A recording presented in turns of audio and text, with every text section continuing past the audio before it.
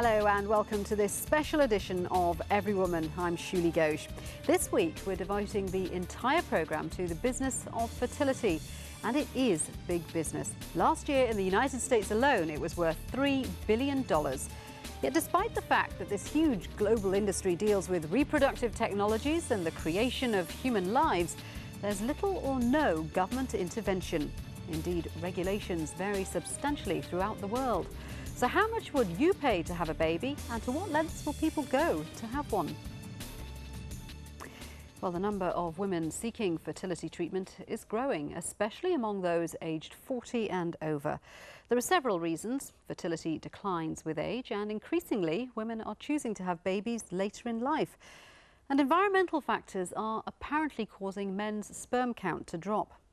Well, to meet demand, more and more new treatments are coming onto the market, and the cost of producing a baby this way can be well over $50,000 US. The whole industry so intrigued our first guest that she wrote a book about it, The Baby Business: How Money, Science and Politics Drive the Commerce of Conception. Deborah Spar is Spangler Family Professor at Harvard Business School. Deborah, thank you very much for joining us. Tell us, first of all, why did you want to focus on the economics of the fertility industry? Well, I really stumbled into this market by accident. I was doing some work in the biotechnology sector, and I realized that there was this market going on in reproductive science. And what struck me most about it was that nobody in the market actually wanted to acknowledge that they were, in fact, engaged in commerce. So I thought the time was right for somebody to just come in without, I hope, any kind of personal bias or really personal interest, and just try and lay out as objectively as possible the business that was in fact going on in this area. Yeah, it's a very interesting one because there's a lot of reproductive technologies out there. How far has that been driven by commercial demand? Well, I think for sure it's been driven by demand, by personal demand. There are roughly 10 to 15% of all adults who experience infertility at some point in their lives. And for those people, trying to have a baby becomes really something close to an obsession. And since we've had technologies to create babies through, if you will, unnatural or supernatural means for about 25 years now, the demand of these infertile people has really driven this market in ways that are not really surprising. It's pretty much plain old-fashioned economics. But what I was trying to do was just to show people just how large this demand is and how big the market has become as a result.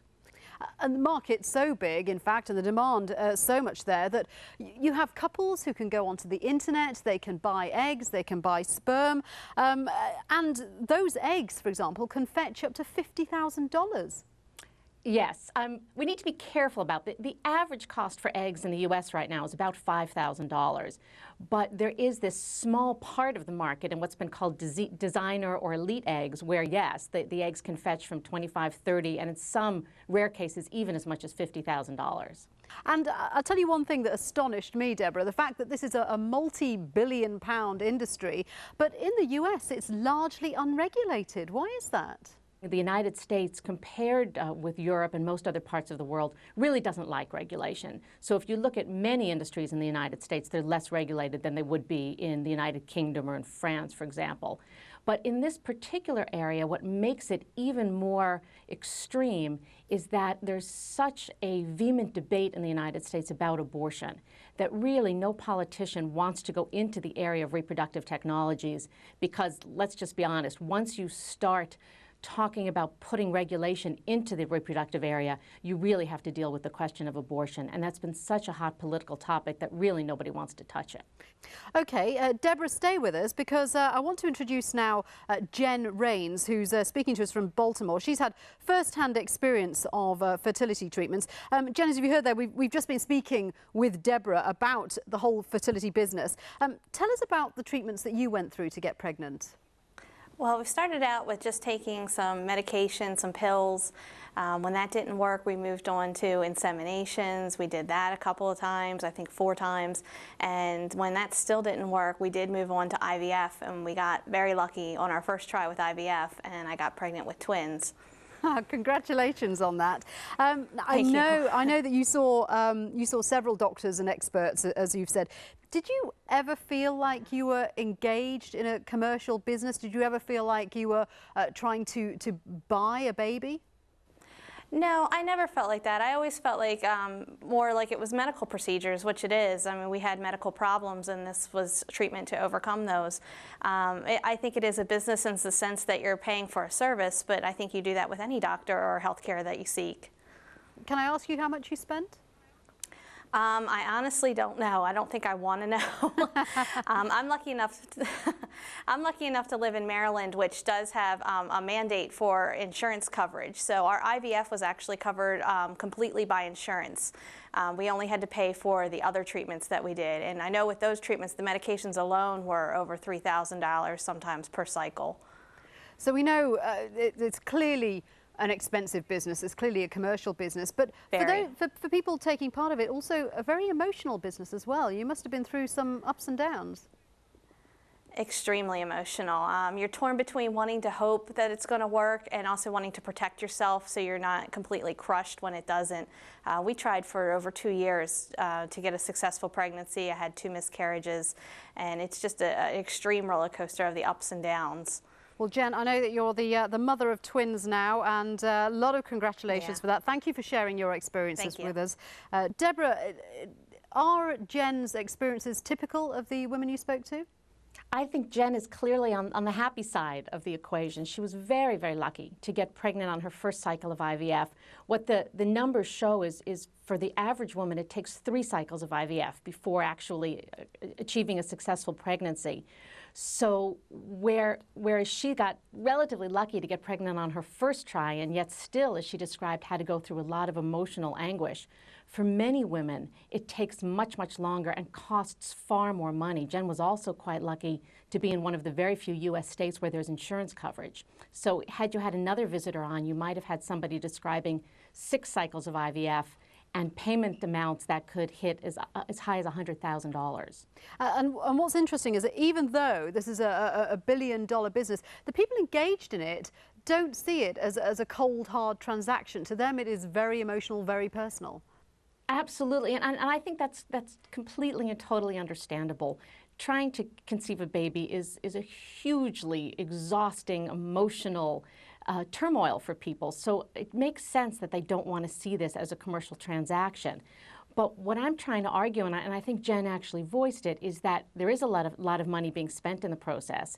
And I think people could actually reduce some of the emotional anguish if they just went into the process having some idea about what their success rates are likely to be and how much it's liable to cost them.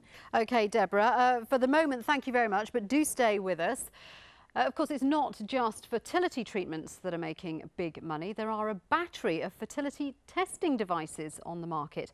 The most recent one designed in the United Kingdom and sold on the internet for £179 sterling. It tells women how many eggs they have left. In other words, how much time they have left to conceive naturally. Everywoman reporter Sue Ellicott met a couple who'd used it. Yes. I take it Daddy didn't change you, so you're going to be very smelly when we get you out of this.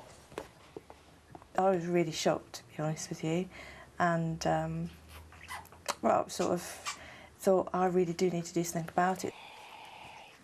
Felix is one of the first babies born in Britain to women told they have less time than they'd thought to become mothers. So I just thought, this test sounds simple then, because you'll just be able to take it, no painful procedures involved, and it would just tell me what I knew, that I was perfectly healthy. Leaving it a couple of years, 2-3 years, would be absolutely fine. Joanne took a test designed by this man, Professor Bill Ledger. It shows how fast a woman's biological clock is ticking, based on how many eggs she has left.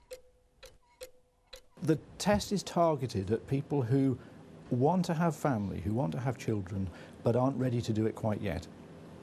This is a feature of modern life, that people are trying to establish a career, make enough money to buy a house and what have you, and therefore more and more women are putting off having children until they're in their 30s or later. The test kit measures the levels of 3 hormones that decline towards menopause.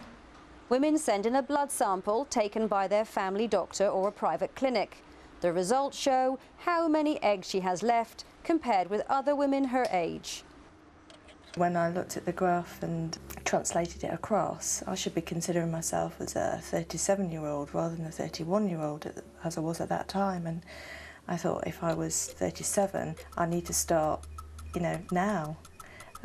So we've made that decision on my biological clock rather than on my physical age.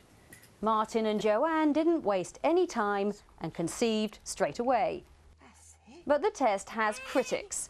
It doesn't show how healthy the remaining eggs are, nor the sperm count of the man. Well, I'm very concerned that people feel they can get a good answer to their particular situation by an over-the-counter type philosophy. This is have a blood test and send away and you'll get a result coming back on a piece of paper. But who's going to really interpret it for you? You will get false assurance all's well when you might have blocked tubes and you could have that problem sorted out by different means, or you might have endometriosis. So I think it's got quite a lot of limitation. The designer says if people are concerned, they can call a helpline. The person who has a result that she's not happy with can make contact, can have a telephone conversation with someone who knows about the test and is an expert in counselling people on the results, can maybe explain them in more detail. So will Martin and Joanne use the test again? Yeah, having seen the results of the of baby Felix, I think we'll just go for it and just continue our family. Deborah, I don't know about you, but watching that piece, it's made me really curious to know how many eggs I have left. Do you think tests like that put more pressure on women? Yes, I think they do. I'm not sure that means that they're bad. I think this may be useful information for women to have, but it's also sort of scary information for women to have. What if a woman discovers that her egg count is low and she's not with the right partner yet and she doesn't feel like having a child yet? I think sometimes too much information can be harmful as well as helpful. Okay, Deborah, we'll talk to you a little later on the programme. Do stay with us. Thank you. Well, we're going to take a short break now, but when we come back, the baby business in the Middle East.